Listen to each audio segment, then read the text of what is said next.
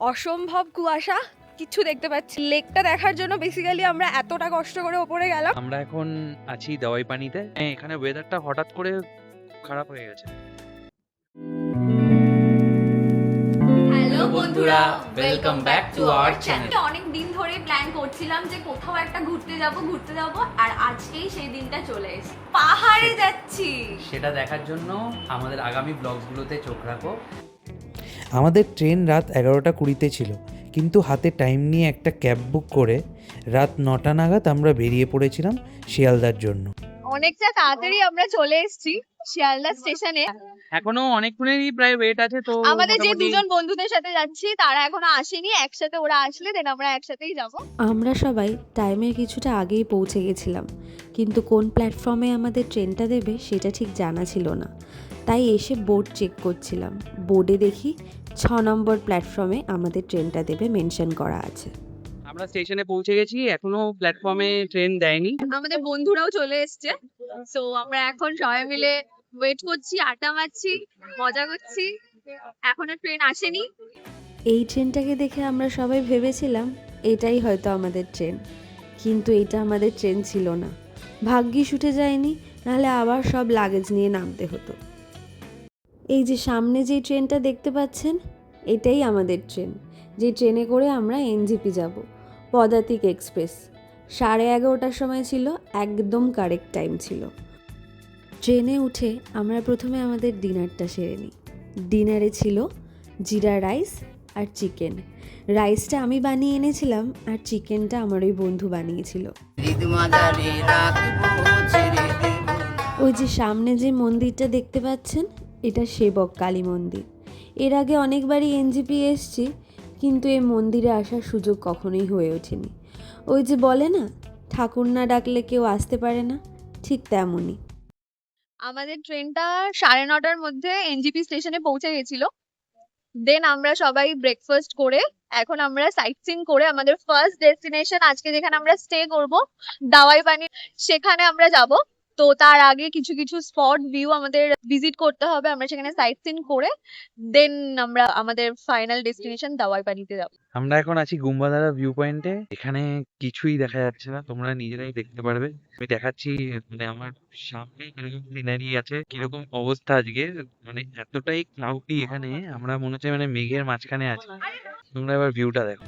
যেখানে পাহাড়, জঙ্গল আর দারুণ ভিউ দেখার কথা, সেখানে আজ শুধু সাদা মেঘের চাদর। প্রকৃতির নিজেরই একটা আলাদা মুড আছে, কখনো রোদ, কখনো কুয়াশা, কখনো বা সারপ্রাইজ।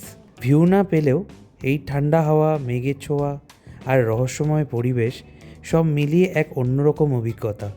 সবসময় সুন্দর দৃশ্য নয়, কখনো কখনো না দেখাও একটা গল্প হয়ে যায়। আর আজকের গল্পটা ঠিক তেমনই, গুম্বাধারা ফুল অন ফগ এডিশন। অতিরিক্ত ফগের কারণে আমরা সেরম কোনো ভিউ দেখতে পেলাম না গুম্বাধারায়, তাই আমরা বেরিয়ে পড়লাম আমাদের নেক্সট ডেস্টিনেশনের জন্য।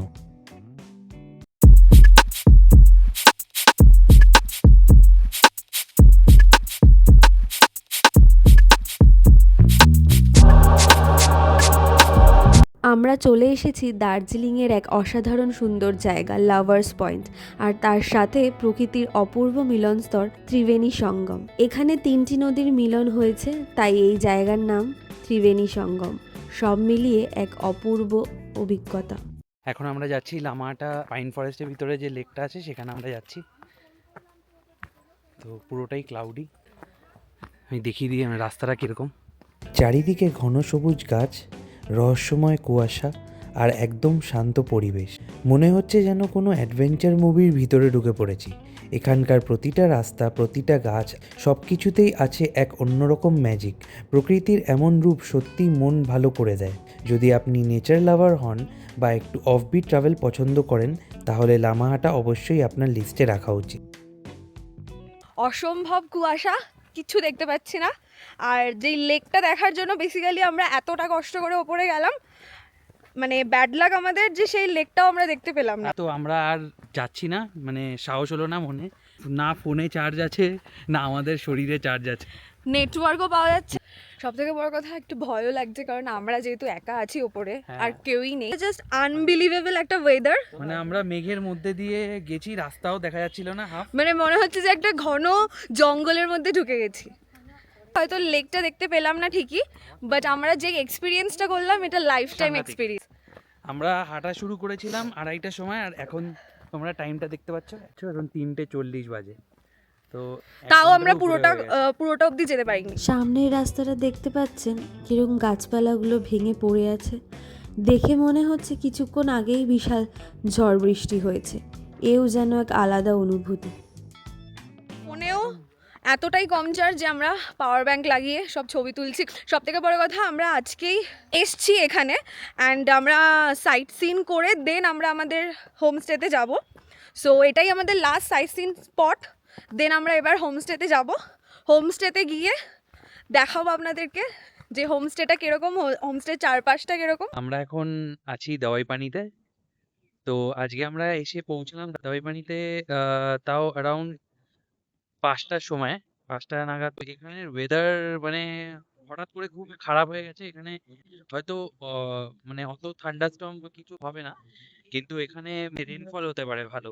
তো মানে এখানে ওয়েদারটা হঠাৎ করে খুব খারাপ হয়ে গেছে। আর আমরা এখানে যেই হোমস্টেটায় আছি সেটা এই আমার পিছনে দেখতে পাচ্ছ।